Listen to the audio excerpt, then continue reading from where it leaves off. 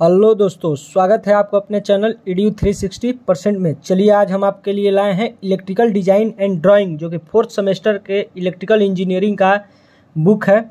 तो चलिए, यह जो लेक्चर है जितने मिनट का हो, इससे आपके बोर्ड के एग्जाम में 10 नंबर कन्फर्म मान लिया जाएगा। इलेक्ट्रिकल सिंबल, तो देखिए इलेक्ट्रिकल सिंबल बिना देर के स्टार्ट करते हैं।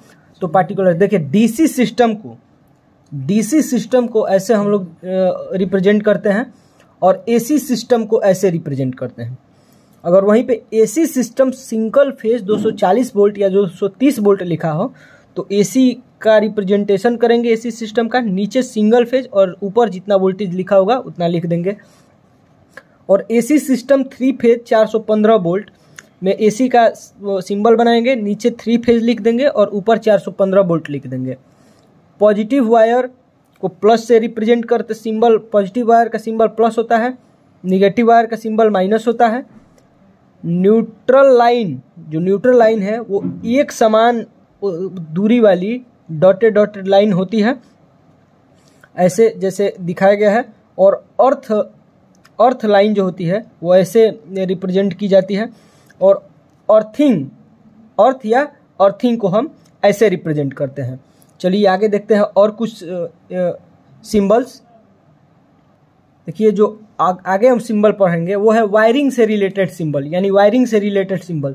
तो जनरल वायरिंग को नॉर्मली हम एक लाइन से रिप्रेजेंट करते हैं।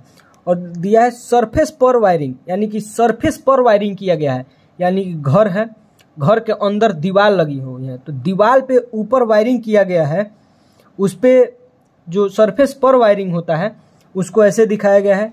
सरफेस हो गया ये ऊपर, सरफेस पर वायरिंग, और नीचे क्या है, ये माउंटेड किया गया है, यानी फिक्स हुआ है। अब देखिए सरफेस के अंदर वायरिंग, यानी देखिए सरफेस, चूंकि हम जानते हैं कि कई बार पाइप जो घर बनने से पहले, छत ढालने से पहले पाइप को अंदर फिक्स कर दिया जाता है, इसके बाद छत को ढाल दिया जाता है। तो वो जो पाइप अंदर डालाती है उसको सरफेस के अंदर वायरिंग कहते हैं, या कहीं कहीं दीवार काट करके और अंदर पाइप फिट करके फिर उसको प्लास्टर कर दिया जाता है, उसको सरफेस के अंदर वायरिंग कहलाती है।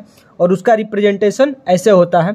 और सेम सरफेस पर कंड्यूट वायरिंग, यानी कंड्यूट होता है पाइप। और हम देखे होंगे एक पतली पतली पाइप होती है जिसको क्या किया जाता है, क्लिप की सहायता से सरफेस पे फिक्स कर दिया जाता है। उसका रिप्रेजेंटेशन ऐसे है, यानी कि सरफेस पर हो गया, सरफेस पर कंड्यूट वायरिंग यानी पाइप वाली वायरिंग, और सरफेस के अंदर कंड्यूट वायरिंग। अगर वही वायरिंग कंड्यूट जो है, पाइप है जो सरफेस के अंदर लगा दी गई है तो सरफेस के अंदर कंड्यूट वायरिंग होता है, उसका रिप्रेजेंटेशन ऐसे होता है।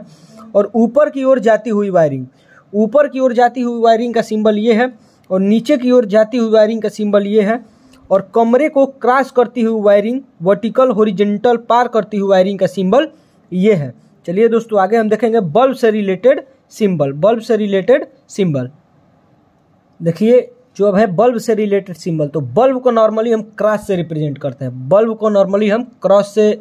इसका सिंबल होता है।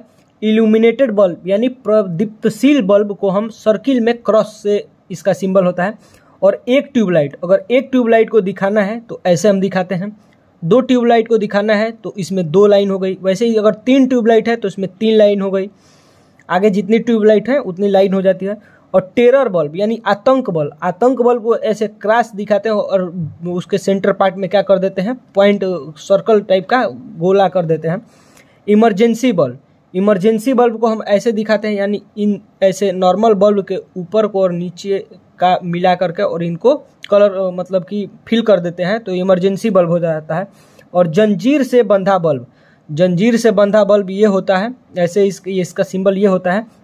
और एक होता है ब्रैकेट बल्ब, तो ब्रैकेट बल्ब का सिंबल ये होता है। और फैन से रिलेटेड सिंबल, तो देखिए फैन से रिलेटेड हम कुछ सिंबल देख लेते हैं। तो सीलिंग फैन का सिंबल ये होता है, एग्जॉस्ट फैन का सिंबल ये होता है, और ब्रैकेट फैन का सिंबल ये होता है। चलिए दोस्तों आगे कुछ और सिंबल हम देखते हैं।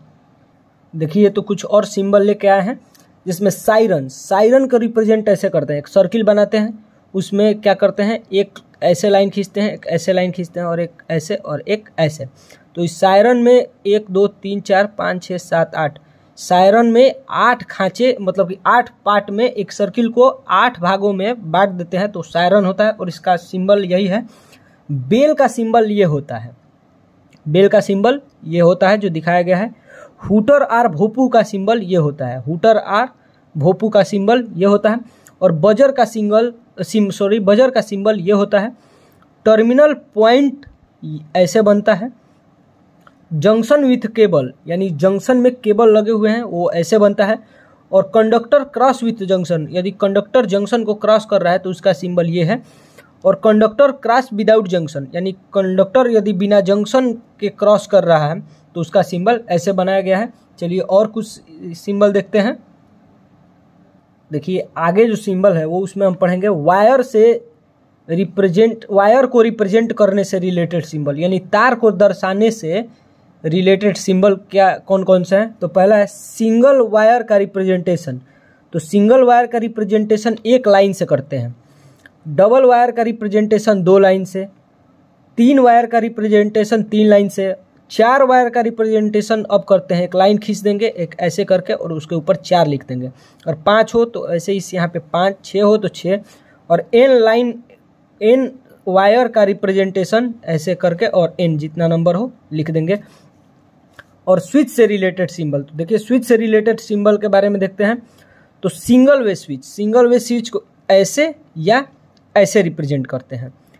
2 वे स्विच को ऐसे या ऐसे रिप्रेजेंट करते हैं। मल्टी वे स्विच को ऐसे रिप्रेजेंट करते हैं। और इंटरमीडिएट स्विच को ऐसे रिप्रेजेंट करते हैं। चलिए दोस्तों आगे कुछ और सिंबल्स देखते हैं। देखिए तो यहाँ पे फ्यूज बोर्ड से रिलेटेड सिंबल दिया गया है।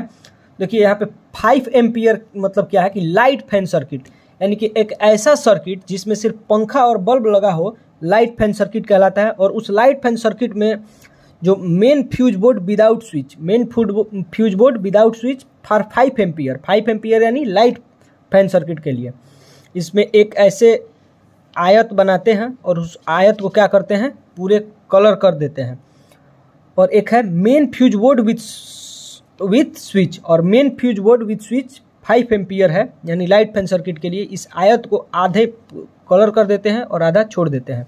और देखिए main fuse board with switch 15 ampere, यानी कि main fuse board with switch है 15 एम्पियर, यानी कि पावर सर्किट के लिए, पावर सर्किट यानी जिससे मोटर, हीटर, इंडक्शन ये सब चले, वो गीजर ये सब के लिए पावर सर्किट कहते हैं। और इसका करंट रेटिंग कितना होता है 15 ampere.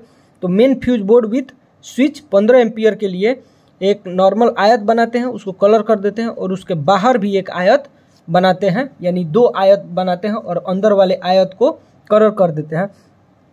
Main fuse board with switch, और main fuse board with switch के लिए एक आयत बनाते हैं, उसको आधे कलर कर देते हैं और आधा छोड़ देते हैं, उसके बाहर भी एक आयत बना देते हैं। अब देखिए main distribution board without switch, 5 ampere यानी लाइट फैन सर्किट के लिए एक ऐसे आयत बनाते हैं और इस पे यह 15 डिग्री पर सारे खांचे को काट देते हैं। और यहाँ पे main distribution board with switch, यानी कि मेन डिस्ट्रीब्यूशन स्विच के लिए क्या किया जाता है, एक आयत बनाया जाता है, आधे छोड़कर और आधे आयत को पूरे 45 डिग्री के एंगल पे काट दिया जाता है। और मेन डिस्ट्रीब्यूशन बोर्ड विदाउट